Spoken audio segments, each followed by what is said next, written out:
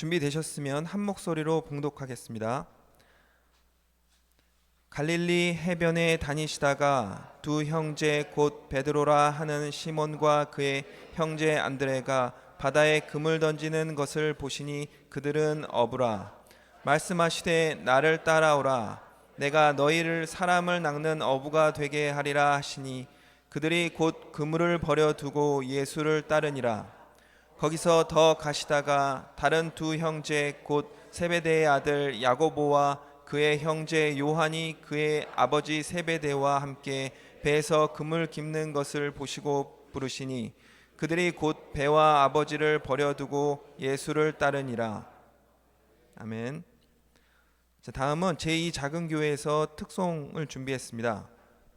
찬양곡은 주의 사랑 안에서입니다.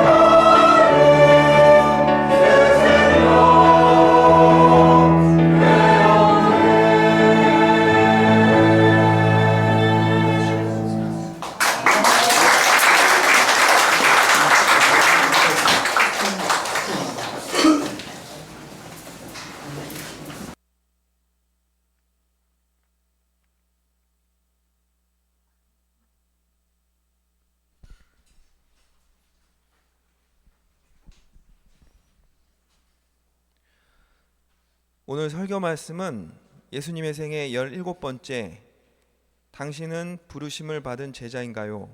라는 제목으로 이봉곤 목사님께서 말씀 전해 주시겠습니다. 많은 은혜 받으시기 바랍니다.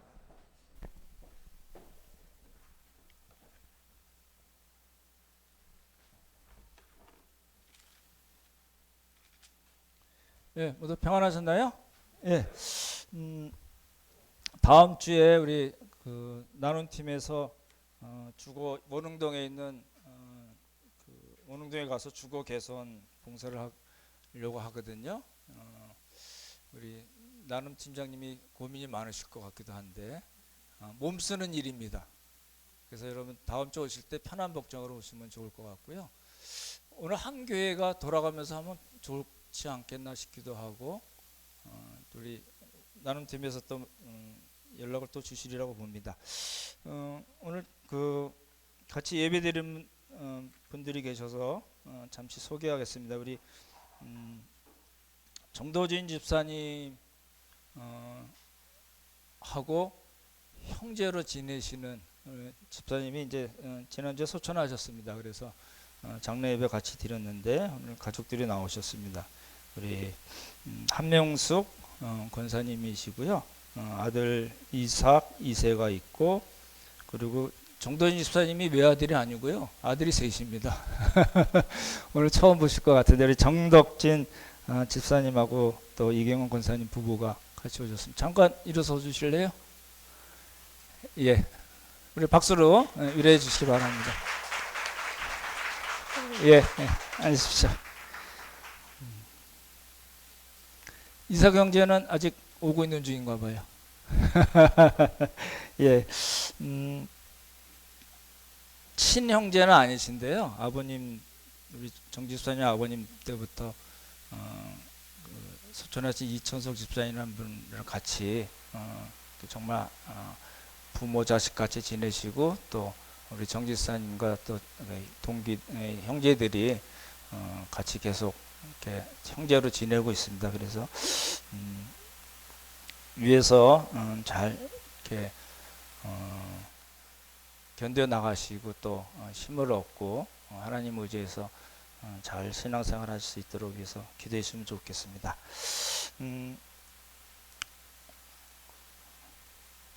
오늘이 16번째 맞나요? 17번째 아닌가요? 17번째 맞죠? 예. 제 거에 17번째 돼 있는데, 예. 이 표 오늘 나눠드린 표 같이 일단은 보시면 좋을 것 같고요. 예, 여기 나왔네요. 이제 오늘은 이제 제자를 부르시는 장면이 나오는데요. 조금 이렇게 생각을 좀 해보시면 좋을 것 같아요. 잘 보십시오. 나사렛, 예수님께서 자라나셨던 나사렛이라는 동네에서 나사렛 회당에서 말씀을 전하시는데, 이제 이사야가 이야기한 것이 이제 이루어졌다, 메시아 성취를 말씀하셨는데 이 사람들이 받아들이지 않았습니다. 배척을 했고요. 그래서 예수님께서 가버나움으로 가셔서 사셨다라고 이야기하거든요. 그때 마태가 인용한 것이 이사야서 9장 1절과 2절입니다. 스불론, 납달리, 이방의 땅, 기억나시죠? 예, 흑암과 사망과 멸시를 당하고 있던 그 땅에 뭐가 있었어요? 큰 빛, 그렇죠? 예, 예수님을 가르치잖아요. 큰 빛이 오셔서 어떻게 하겠다고요? 영화롭게 하실 것이다. 기억나시죠? 완료형으로 미래의 확실성을 나타낸다고 말씀을 드렸거든요. 이제 그 일을 위해서 잘 보십시오. 예수님이 지금 그 나사렛, 그 다음에 갈릴리로 오셨어요. 그러면 오셔서 말씀대로 이렇게 흑암과 사망에 있는 사람들을 영화롭게 하신다고 그랬는데 첫 번째 일이 뭔가요? 다시요. 이제 성경을 우리가 예수님의 생애를 보면서 그냥 따로따로 조각조각 내서 읽어서 어려운 것 같아요. 그러니까 조금 이렇게 연결을 하시면 좋을 것 같아요. 나사렛에서 말씀을 전하시고 배척을 당하시고 가버나움에 갔는데 그거는 이사야 선지자의 예언을 성취하시는 거거든요. 흑암과 사망과 멸시를 당하고 있던 이방인의 갈릴리에 오셔서 큰 빛으로 오셔서 사람들을 이제 예수 믿는 사람들을 영화롭게 하실 것이다라고 말씀하시고 오늘 네 제자를 부르셨잖아요. 그러니까 그렇게 영화롭게 하시는 첫 번째 스텝이 뭐냐면 제자들을 부르시는 일입니다. 그렇게 이제 연결해서 보시면 좋을 것 같아요. 근데 이제 오늘 잘 보시면요, 예수님께서 이제 표를 보시면 좋을 것 같아요. 세례 받으시고 그리고 그 다음에 뭐 하셨죠? 광야에서 시험을 받으셨죠. 그리고 나사렛 잘 보십시오. 제 손을 보십시오. 나사렛 해당에서 설교하셨는데 요 두 개가 얼마 정도 시간이 지났다고요?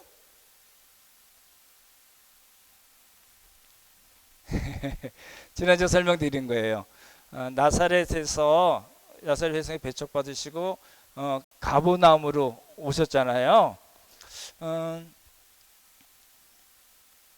가버나움 오셨는데 잘 보십시오. 근데 이제 세례 요한이 잡힌 걸 얘기했었잖아요. 그러니까 세례 받으시고 광야에서 시험 받으시고 나사렛 해당에 가신 것은 1년의 기간이 훅 지나간 겁니다. 나중에 한번 확인해 보시면 좋겠고, 그리고 가버나움에 오셔서 네 제자를 부르신 겁니다. 그래서 이제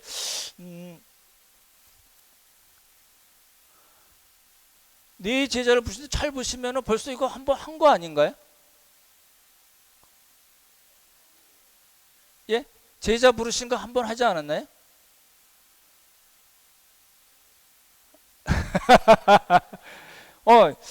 부르셨는데 근데 어디서 부르셨냐면 그거는 요단강 건너편 베다니에서 부르셨습니다. 저만 기억하는 거 아니라고 생각하고, 예, 그랬는데 잘 보십시오. 그럼 그래서 이제 오늘 표를 나눠드린 거예요. 다시 한번 보실래요? 표를 보면서 말씀드릴게요. 세례 받으시고 광야에서 시험 받으시고 다섯 제자를 부르시고 가나 혼인 잔치에 가셨죠. 그러니까 요단강 건너편 베다니에서 가나 혼인 잔치로 가셨다는 것은 유대 쪽에서 어디로 올라가셨다는 말씀이에요? 갈릴리로 올라가신 거죠. 그렇죠? 그리고 가버나움으로 가셨어요. 그리고 성전 청결을 하셨어요. 성전은 어디 있죠? 예루살렘에 있잖아요. 그러니까 예수님께서 갈릴리에서 어디로 오셨어요? 예, 다시 오셨죠. 다시 예루살렘으로 오셔서 성전 사건을 일으키시고 니고데모를 만나시고 유대 사역을 하시고 그리고 요한이 감옥에 잡혔단 말씀을 들으시고 사마리아를 거쳐서 가나까지 가서 왕의 신하의 아들을 고쳐줬잖아요. 그러니까 잘 보십시오. 예수님께서 제자들을 몇 번 부르셨다고요? 2번 부른 거예요. 근데 다음에 또 말씀드리겠지만 마태도 또 따로 부르신 장면이 나와요. 그러면 1번, 2번, 3번 부르셨죠? 그럼 나머지 제자들은 어떻게 된 거죠?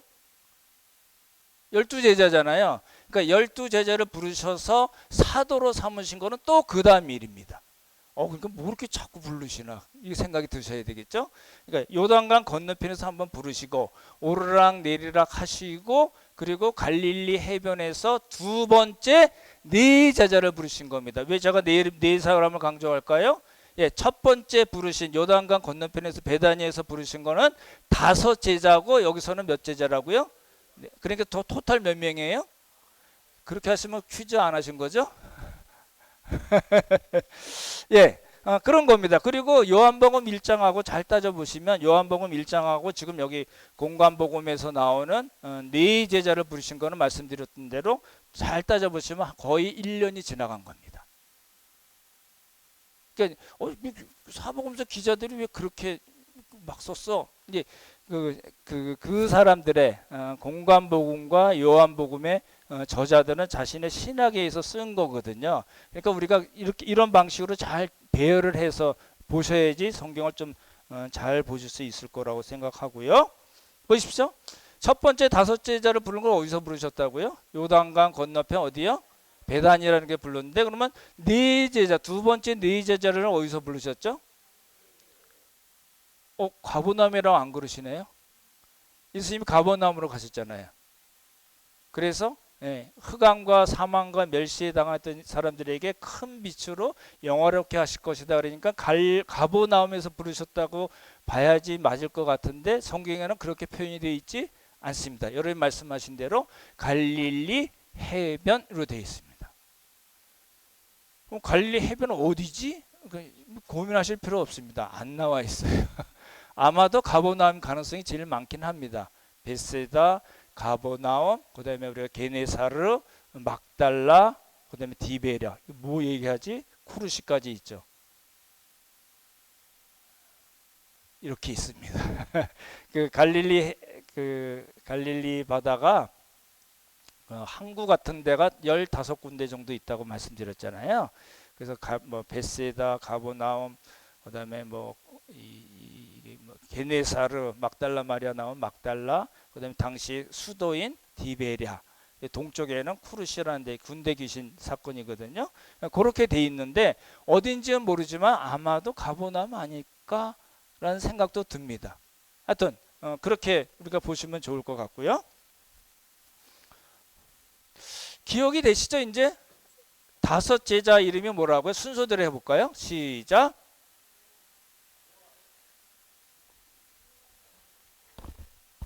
예, 안드레, 요한. 따라해보죠. 안드레, 요한. 그 다음에 안드레가 누구에게 가서 예수님 우리가 메시아 만났다고 그랬어요? 베드로. 그렇죠? 그리고 예수님이 누구를 부르셨어요? 빌립. 그 다음에 빌립이 누구를 예수님을 소개했어요? 나다나엘. 다시요. 안드레부터 할까요? 시작. 안드레, 요한, 베드로, 빌립, 나다나엘. 요겁니다. 그렇죠? 예. 그럼 네 제자는요. 다시 보십시오. 네 제자는 누굴까요? 우리가 오늘 본문에도 나오고 누가복음 5장에도 나와요. 그러니까 이 사건은 요한복음에는 나올까요? 안 나올까요? 요한복음에 안 나옵니다. 요한복음에 첫 번째 제자를 부르신 5명 부르신 사건만 기록이 돼 있고, 왜냐하면 요한복음이 제일 나중에 쓰여졌거든요. 이게 요한이 느지막해 나이 먹어서 공관복음 세 복음서를 보니까 얘네들이 첫 번째 예수님이 부르신 거는 안 썼네. 그래서 나중에 쓴 거로 보여주면 됩니다. 그렇죠? 그러면 갈릴리 바다에서 해변에서 부르신 네 제자의 이름이 뭐라고요? 이거는 형제끼리 묶여져 있습니다. 누구요? 베드로. 이거는 베드로가 먼저 나오죠. 그다음에 베드로, 안드레, 그리고 야곱. 세베대의 아들이란 말 꼭 보시죠. 세베대의 아들 누구요? 야고보와 요한. 야고보는 나중에 그 순교를 당하는 장면이 성경에 나오거든요. 다시 한번 저를 보십시오. 다시 보십시오. 누구라고요? 시작. 베드레, 안드레, 죄송합니다. 베드레라고 그랬어요. 베드로, 안드레, 야고보, 요한. 예, 그렇게 보시면 좋을 것 같습니다. 그런 표현이 나옵니다. 베드로, 안드레와 야고보, 요한은 동업자다라는 표현이 나오거든요. 이렇게 조금 이렇게 구분을 해서 좀 이렇게 말씀을 드리면 더 좋긴 한데, 요한복음에는요, 요한복음을 누가 썼죠? 요한이 썼죠. 사도 요한이 썼어요. 우리가 보는 요한이에요. 근데 요한은 그 요한복음을 쓸 때 자기 이름을 안 썼어요. 예수께서 사랑하시는 자 이런 표현만 썼지 자기 이름을 넣지 않았어요. 그래서 5 제자 얘기할 때 안드레, 요한, 세례 요한의 제자였던 안드레와 어떤 사람인데 그 어떤 사람이 요한이라는 걸 보시면 좋을 것 같고요. 그럼 공관복음에서는요 또 누구를 안 썼을까요? 마태, 마가, 누가 여러분 공부하셨었잖아요. 누구 이름이 빠졌는데?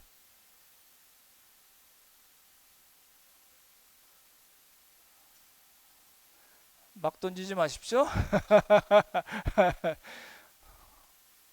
그래서 제가 그 공관복음 3개랑 3개를 비교하도록 본문까지 다 드렸는데, 그렇죠? 예, 누구 이름이 빠졌냐면 안드레 이름이 빠졌습니다. 왜 빠졌지? 저도 궁금합니다. 예.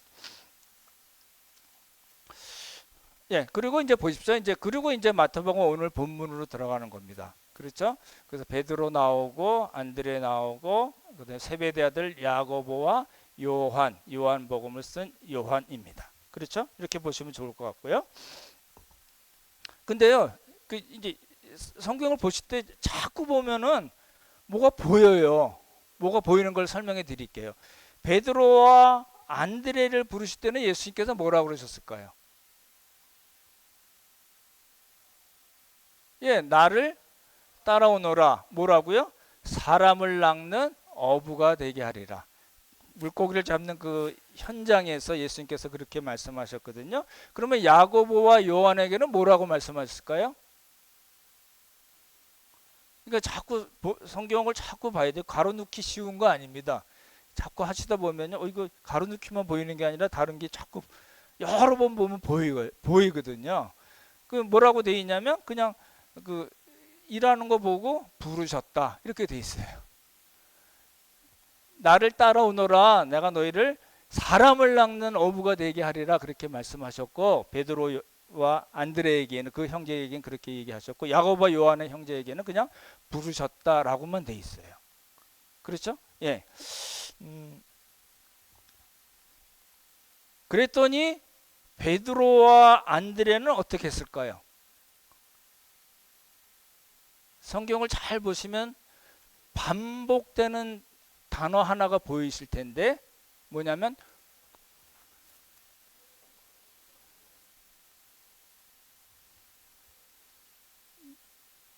네, 요거요. 곧. 예, 보이시나요? 곧이에요. 네 사람의 공통점은 뭐냐면 예수님께서 부르셨을 때 곧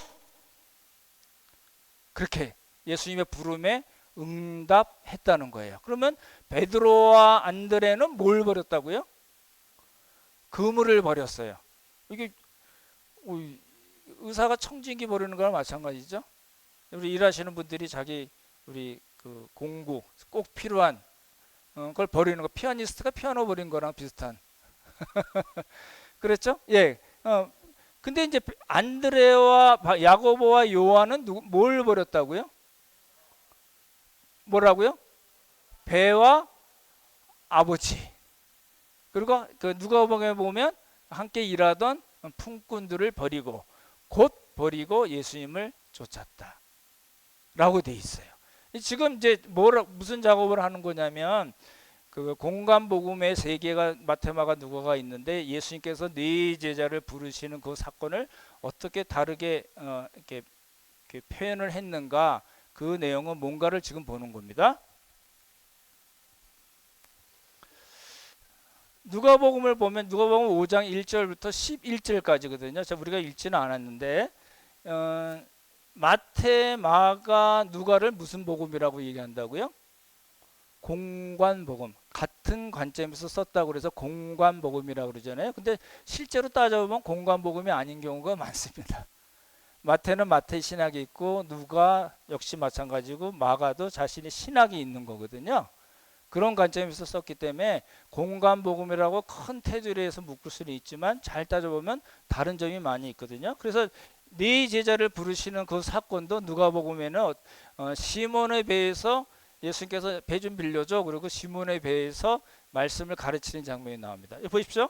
갈릴리가 이렇게 있는데 사람들이 있을 거 아니에요. 그러면 이렇게 배에서 이렇게 사람들에게 얘기를 하죠. 왜 그렇게 하셨을까요? 예, 낮에는 바다에서 갈릴리 바다 쪽에서 산 쪽으로 바람이 불거든요. 그러니까 이렇게 예수님께서 말씀하신 것이 많은 사람에게 잘 들렸겠죠. 그런 거거든요. 예, 근데 이제 가르치시고 그 다음에 베드로 보고 뭐라고 그러시냐면 죄송합니다. 베드로한테 뭐라고 그러시냐면 깊은 데로 가서 그물을 던져서 고기를 잡으라 이렇게 했어요. 그랬더니 그물이 찢어지는지라 라는 표현이 나오고 베드로가 된 거예요. 그래서 주여 나를 떠나소서 나는 죄인이로소이다 라고 말을 하고 시몬의 동업자 야고보와 요한도 놀라는 장면이 나고 예수님께서 베드로에게 무서워하지 말라, 내가 사람을 어떻게 하라고요? 취하리라. 누가복음 좀 다른 표현을 썼죠. 그랬더니 그들이 4명입니다. 베드로, 안드레, 야고보, 요한이 뭐 어떻게 했다고요? 예, 버리고 예수님을 따랐다고 쓴 게 누가복음 5장입니다. 조금 다르죠? 예, 그러니까 같은 사건을 다른 관점에서 봤기 때문에 그렇기도 하고, 누가는 좀 더 그 과정을 자세히 써서 우리가 그렇게 보는 걸로 하시면 좋을 것 같습니다.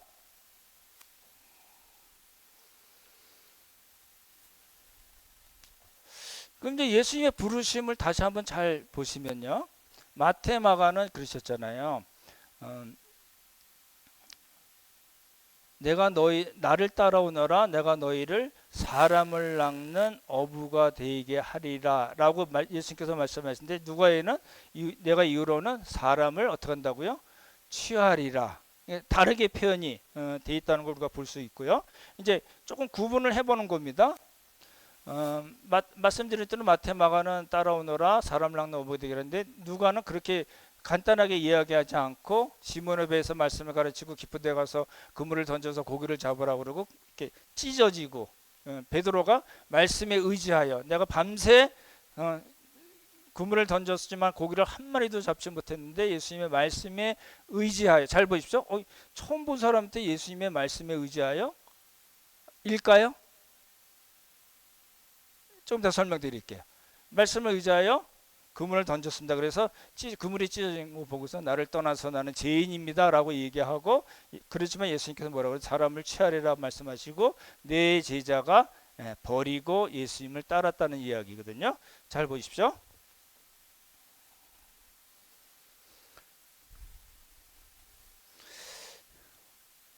제가요, 어디 가서 전도하면서 날 따라오십시오, 내가 당신을 책임지겠습니다, 그러면 저를 따라올 사람이 있을까요? 없겠죠, 당연히. 그렇지 않겠어요? 근데 그 자기들의 생업 현장에서 밤새 고기를 잡으려고 했죠. 한 마리도 잡지 못했는데 어떤 사람이, 예수라는 청년이 와서 깊은 곳에 그물을 던지십시오, 그러면 고기를 잡을 것입니다. 그랬더니 정말 많이 잡혔어요. 그래가지고 깜짝 놀라가지고 내가 죄인입니다. 그랬더니 아니야, 괜찮아, 내가 너를 사람을 낚는 어부가 되게 할 거야, 네가 이후로는 사람을 취할 거야라고 그렇게 이 말씀하시고 나 따라와 그랬더니 네 사람이 쪼르륵 따라갔다. 말이 될까요? 그렇게 돼 있지 않습니다. 그렇죠? 그건 상식에 어긋나는 일입니다. 그렇죠? 그러니까 우리 왜 그렇게 했는가를 찾아봐야 되겠죠. 왜 그랬을까요? 뭐가 좀 이상하지 않나요? 아까도 그래서 이제 말씀을 드리는 거예요. 보십시오. 5 제자 중에 지금 4 제자랑 겹치는 사람은 누구죠?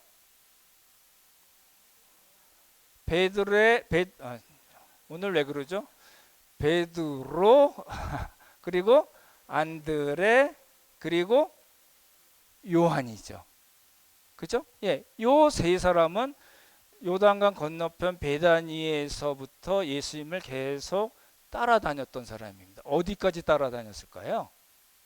지금 어디서 끊긴 거예요. 예수님을 따라다니다가 어디서 끊기고 자기 생업으로 돌아간 거예요. 그렇죠? 예, 그렇게밖에 볼 수 없어요. 이걸 잘 보십시오. 여기 잘 보시면요, 세례, 광야 시험, 그 다음에 5 제자 부르실 때 이야기, 가나 혼인잔치, 가보나움, 성전 청결, 니고데모, 유대 사역, 요한이 감옥에 갇혔던 이야기 듣고 사마리아를 거쳐서 수가성 여인에게 또 그리고 이틀 동안 수가성 사람들에게 복음을 전하시고, 가나에 가셔서 가보나움에서 온 왕이 신하의 아들을 고쳐주는 장면이 나옵니다. 그리고 이거 지금 보고 계신 거죠? 다 외우셔서 절 보시는 건 아니겠죠? 나사렛 해당, 제가 모르는, 명확하게 나타나지 않은 거는 나사렛 해당과 가버나움으로 가셨던 것은 그 5 제자가 같이 예수님이랑 움직였는지는 나와 있지 않습니다. 그래서 아마도 요때쯤, 아마라고 말씀드렸죠. 나사렛 해당에서 설교하실 때 정도부터 시작해서 예수님께서 가버나움을 가실 때 제자들, 그 5제자들은 예수님을 떠나서 자기 생업으로 돌아간 걸로 보입니다. 조금 어려울 수 있겠죠? 근데 이 표를 보시면은 명확하게 나와 있어요. 그래서 이제 이 표가 중요한 거거든요. 다시요.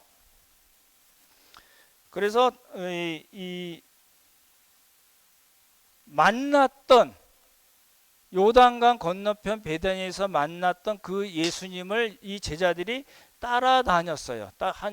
지금 거기부터 따지면 한 꽤 많은 시간을 예수님이 따라다닌 거거든요. 근데 아마도 나사렛 해당까지는 안 가지 않았겠나 싶기도 하고, 정확한 건 아닙니다. 성경에 나와 있지 않으니까. 우리가 전체적인 예수님의 사건을 보면 아마도 그때쯤에 그 어간에 좀 특별한 분이시고 메시아이신 것 같기도 하고, 자기들의 모든 그 요구를 충족시켜 주실 분이라고 생각해서 한동안 따라다녔는데, 이거 문제가 좀 그러네, 뭐 이런 생각이 들었을지 모르겠죠. 그리고 예수님을 떠났습니다. 떠난 거예요. 왜요? 어떻게 할 수 있어요? 어떻게 할 수 있죠? 떠난 거를 고기잡이 하고 있었잖아요. 자기 생업으로 돌아간 거예요. 그렇죠? 근데 그 예수님이 오셔서 배 빌려달라고 그러셔서 시몬의 배에 서셔서 앉으셔서 사람들에게 말씀을 전하시는, 그 말씀을 전하시고 포커스를 베드로에게 맞춰서 말씀하시는 거거든요. 고기 못 잡았지? 깊은데 한번 던져봐. 그랬더니 던졌더니 그물이 찢어질 만큼 많은 고기가 잡히고, 동업자였던 사람 야고보 요한도 다 와서 놀라죠. 그리고 예수님이 뭐라고 그랬어요? 나를 따라오너라. 그랬을 때 이 네 사람이 전부 다 버리고 갔다. 예수님을 쫓아갔다라는 이야기입니다. 그러니까 이제 이 순서를 조금 잘 보시면 좋을 것 같아요. 이제 오늘 말씀을 이제 다 이제 드린 겁니다. 이 오늘 그 본문에서 중요한 키워드는 뭐냐면 곧이라는 말과 버렸다는 겁니다. 그리고 다시 그 요단강에서 만났던, 그리고 자기네들이 몇 개월 동안 쫓아다녔던, 그리고 언제인지 모르지만 자기들이 그 예수님을 떠나서 생업을 하던 중에 예수님께서 다시 찾아오셔서 또 부르셨다. 세컨 콜링입니다.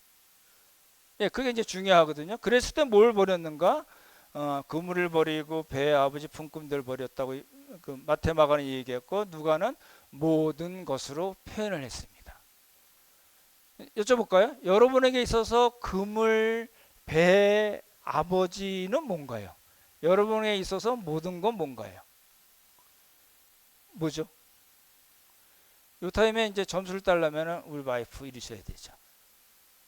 그렇죠? 뭐 그렇게 사는 겁니다, 우리. 근데 이 제자들, 네 제자들에게 있어서는 모든 건 뭘까요? 배, 그물, 아버지, 품삯. 그러니까 잘 생각하셔야 됩니다. 그럼 우리도 그렇게 해야 되나? 이런 생각을 하셔야 되는 겁니다. 그렇게 안 하는 건 관계없지만 생각은 그렇게 일단 하셔야 됩니다. 그렇죠? 그래야지 진전이 되겠죠? 왜 그랬을까요? 왜 다 모든 것을 버렸을까요? 잘 생각해 보시면요, 제가 이 말씀 묵상하면서 이 사람들 너무 극단적이지 않나? 너무 돌발적인 행동을 하지 않았나? 예수님이 따라오래랬다고 모든 걸 싹 다 버리고 예수님을 쪼르륵 따라갔다? 이게 현실적인 이야기인가? 를 이제 생각을 하게 되겠죠. 그러죠? 잘 생각해 보시면요, 이제 생각을 하시면 되는 거예요. 요단강 건너편, 동쪽 건너편 베단이라는 곳에서 세례 요한이 일하던 곳이죠. 이제 세례 요한에 따르던 안드레 요한도 그렇고 베드로도 그렇고 예수님께서 직접 찾으신 빌립도 그렇고 나다나엘도 그렇고 예수님을 만나서 메시아인 것을 확인하고 쭉 따라갔어요. 따라가다가 언젠가부터 떨어졌어. 예수님으로부터. 이제 그렇게 표현해도 되죠. 나 안 해. 이런 거겠죠. 나 안 하니까 자기 생업으로 돌아간 걸로 보여지고요. 어떤 분은 뭐 파트타임, 풀타임 얘기하는데 그런 개념이 없습니다. 당시 그 팔레스타인 지방에서 일어났던 그런 상황으로 보면 지금같이 무슨 파트타임, 풀타임 개념이 없었습니다. 그렇죠? 예, 그래서 그렇게 해석하는 건 좀 문제가 있고, 그러면 이 베드로, 이 5명 중에 겹치는 베드로, 안드레, 요한, 그죠? 또 뭐 요한의 형제 야고보도 포함이 되겠죠? 이 사람들은 고민이 있었을까요? 없었을까요? 예수님을 따라다니면서 어떤 고민이 있었을까요? 없었을까요? 당연하겠죠. 왜요? 자기 생업을 벌이는 문제거든요. 하루 벌어서 하루 먹고 살았던 사람은 아닙니다. 그렇죠? 야고보와 요한은 품삯들이 있었던 거거든요. 그리고 베드로와 안드레는 그 사람들과 동업하던 사람이거든요. 당시 가버나움이나 벳세다에서 고기를 잡아서 막달라에서 염장하고 훈제해서 팔면은 엄청난 돈을 많이 벌었던 사람들입니다. 수출도 하고요. 그러니까 이제 하루 벌어서 하루 먹고 살던 무식쟁이들이 예수님 부르셨으니까 뭔가 얻어먹을 게 있나 보다 하고 쪼르륵 따라갔다. 그렇게 생각하시면 안 됩니다. 그렇죠? 지금으로 얘기하면 중상층이나 충분히 먹고 살고 있고 품꾼들도 있었던 그런 사람들이거든요. 그죠? 예. 그런 사람들인데 왜 예수님을 그렇게 따라갔을까? 따라가는데 고민이 없었을까? 이 생각을 잘 정리를 하시면 좋겠죠. 당연히 아주 고민이 많이 있었겠죠. 근데 어떻게 따라갈 수 있었을까를 이제 생각해 봐야 되겠죠.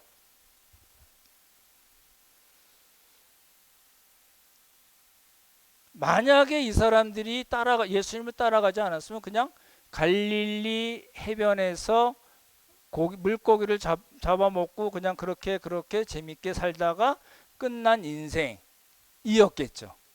근데 이 사람들의 인생이 완전히 바뀐 겁니다. 이 지점에서 우리가 생각을 해봐야 돼요. 그건 그 사람들의 얘기고 나는 그냥 이렇게 살래. 이러면 우리가 성경을 안 믿는 거예요. 최소한 고민이 되죠. 저 사람들은 그랬던 사람들인데 완전히 인생이 바뀌어버렸네. 나는 어떻게 살아야 되지? 고민을 해야 되잖아요. 그게 우리가 성경을 믿는 사람들이거든요. 성경에서 말씀하신 메시지에 귀를 기우는 사람들이잖아요. 나는 걔네들 얘기니까 난 상관없어. 난 이렇게 살다가 그냥 편안히 가면 제일 좋아. 이거는 믿는 사람들이 가질 생각이 아니라는 겁니다. 그렇죠? 근데 이제 문제가 생겼어요. 잘 예수님을 만나서 뭐 신앙 고백 비슷한 것도 하고 예수님 몇 개월 쫓아다니다가 신앙 안 해 그러고 가버렸는데 예수님이 또 찾아오셨어요. 왜 찾아오셨을까요? 생각해 보셨나요? 얘네들이 아니면 안 돼서 예수님께서 쫓아오셨을까요? 꼭 요 베드로, 안드레, 야고보, 요한, 얘네들이 똘똘한 애들이고 내가 너 딱 보니까 너 정말 내가 써먹을 만한 애들이야. 그래서 예수님께서 쫓아가셔서 또 부르셨을까요? 그게 아니죠. 예수님의 필요에 의해서 이 사람들을 찍어서 예수님께서 또 부르시고 또 부르신 게 아닙니다. 근데 문제가 하나 또 있어요. 어떤 문제냐면 그렇게 2, 3년 정도 예수님을 잘 따라다니고 말씀도 배우고 기적도 이 사람들도 베풀고 여러 가지 많은 일들을 했어요. 복음도 전하고 많은 일도 하고 뭐 잘못도 하고 야단도 맞고 예수님 돌아가실 때 아무도 없고 막 이랬었잖아요. 그죠? 그리고 예수님께서 돌아가셨던 말씀을 듣고 이 사람들이 어떻게 했어요? 어디 갔어요? 갈 데가 어디 있을까요? 나 고기 잡으러 갈래. 누가 주동했을까요? 베드로가 그랬어요. 누가 몇 명이 따라갔을까요? 6명의 제자가 따라갔어요. 그러니까 7명이 다른 사람은 모르겠어요. 다른 사람은 나와 있지 않으니까 아마도 그랬을 것 같은데 기록에는 베드로를 포함한 7명의 제자 이게 자꾸 안 되네. 7명의 제자들이 에이씨 그냥 고기나 잡고 그냥 그렇게 살자라고 한 거예요. 그때 또 예수님이 또 나타나셨어요. 그때는 부활하신 예수님이 짠 나타나셔서 물고기도 구워주시고 그러면서 예수님께서 뭐라고 그러셨을까요? 내가 나를 사랑하느냐? 사랑의 문제로 예수님이 접근하셨어요. 잘 생각해 보십시오. 첫 번째 요단강 동쪽에서 부르셨고, 베다니에서 부르셨고, 갈릴리 해변에서 두 번째 부르셨고, 그리고 마태도 부르시고 12제자를 사도라고 칭하셨어요. 사도라고 칭하시고 1년 2년이 더 쑥 지나갔겠죠. 그리고 예수님께서 십자가에 못 박혀 돌아가셨을 때 제자들은 없었습니다. 아무도 없었습니다. 다 뭐 했어요? 먹고 살아야지로 갔어요. 그걸로 끝났으면 이 사람들 우리가 이름도 모르는 사람으로 끝나버렸을 거예요. 근데 예수님이, 부활하신 예수님이 또 찾아가서 내가 나를 사랑하느냐, 베드로 한 사람을 꼭 찍어서 얘기하는 건 아닙니다. 그렇죠? 예. 그래서 제자들을 다시 어떻게 하셨어요? 회복시키는 일이 있었습니다. 그게 이제 예수님께서 제자들을 부르신 이야기입니다. 그러면 잘 보십시오. 아까 말씀드렸던 대로 예수님께서 다섯 제자를 부르실 때는 예수님께서 뭐 요구하신 게 있었을까요? 요한복음 1장에 보면 나를 뭘 버리고 나를 쫓아오라 이런 얘기 없습니다. 그냥 찾아가셔서 제자로 삼으신 그렇게만 표현이 되어 있는데 공간복음에는 항상 뭐가 포함이 되어 있다고요? 예, 버리는 거, 포기하는 거, 대가를 지불하는 제자도에 대한 이야기가 꼭 포함이 되어 있습니다. 그럼 보십시오.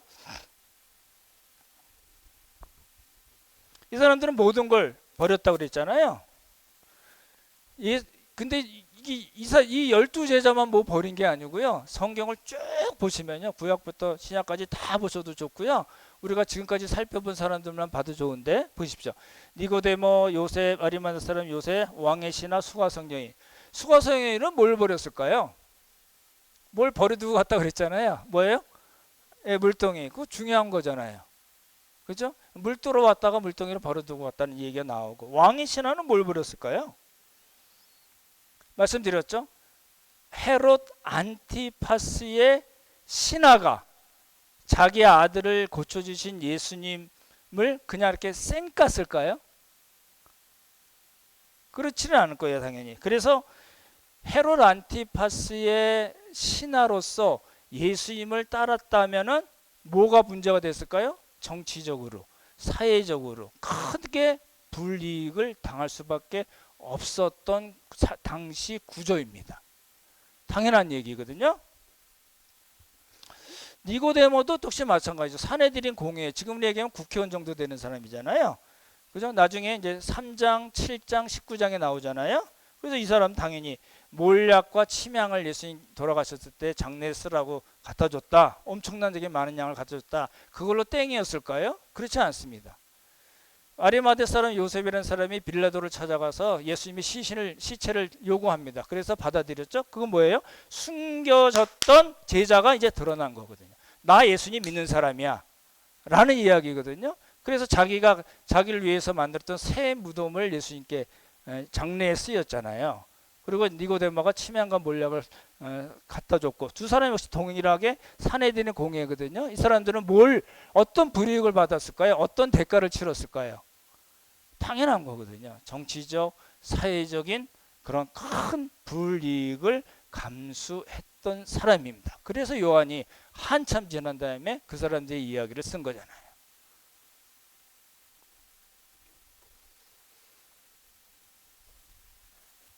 이제 우리가 생각을 해봐야 되는 게, 예수님을 만난 사람들은 왜 하나같이 모든 걸 포기했을까? 라는 겁니다. 그러면 우리도 그래야 되나? 고민이 되는 부분이죠. 이제 이렇잖아요. 우리가 성경을 읽다가 성질내는 게 뭐죠? 나는 못하는데 이 사람들 그랬다는 이야기가 쭉 나오잖아요. 그러니까 에이씨, 나는 그렇지도 못하는데 뭐 모든 거 버리고 가? 나는 뭐 10,000원짜리 한 장 버리기도 힘든데 무슨 소리야? 이렇게 얘기가 되잖아요. 그러니까 성경이 별로 재미가 없어지는 거예요. 근데요,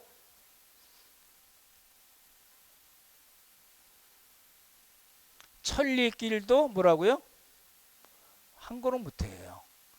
지금 이제 제가 설교자로서 여러분들에게 강조하고 이렇게 성경 말씀에 근거해서 강조할 수 있는 거는 이 사람들이 그랬다는 거니까 여러분도 그래야 됩니다. 믿습니까? 그래야지 복을 받습니다. 아멘하고 끝나는 거는 성경을 잘못 보는 겁니다. 왜요?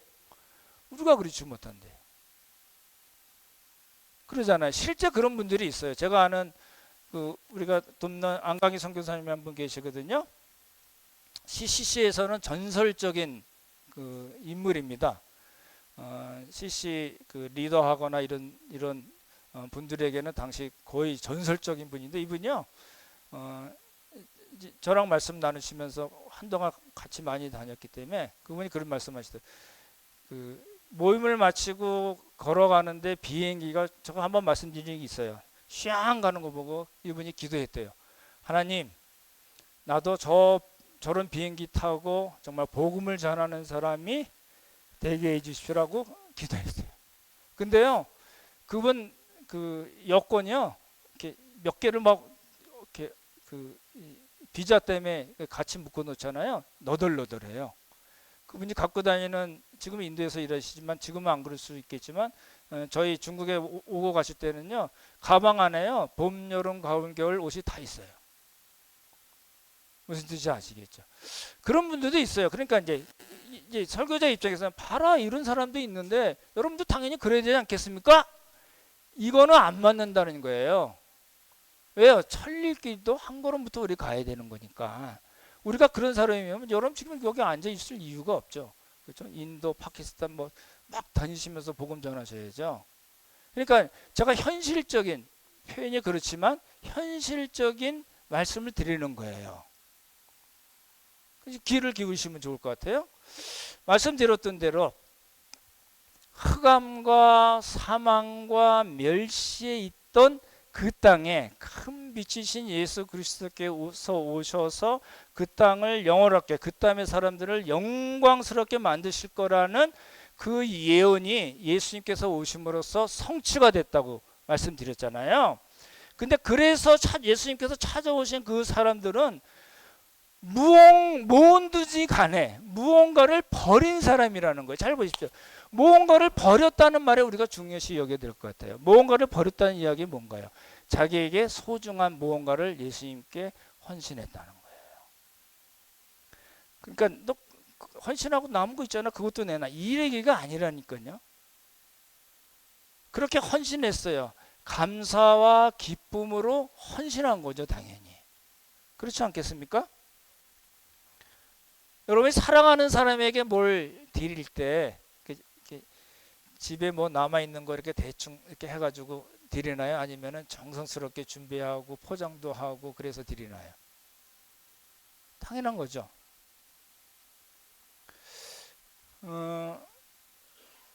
이 말은 조금 틀린 것 같아요. 하나님 나라에 명예의 전당이 있을까요? 없을까요? 저는 있지 않을 것 같다고 생각합니다. 만약에 있다면 어떤 사람들이 하나님 나라의 명예의 전당으로 들어갈 수 있을까요? 그렇죠? 하나님을 사랑하고 삼위 하나님을 사랑하고 그분의 뜻대로 자신의 형편에 어찌하든지 간에 정말 사랑하고 기쁨으로 경배하고 섬긴 사람들입니다. 우리 다 충분히 가능한 이야기라고 보여져요. 그렇죠? 뭐 어떤 큰 거 해가지고 내 인생 다 팔아먹고 우리 자식들 다 선교사 만들고 신학교 보내고 그런 이야기가 아니잖아요.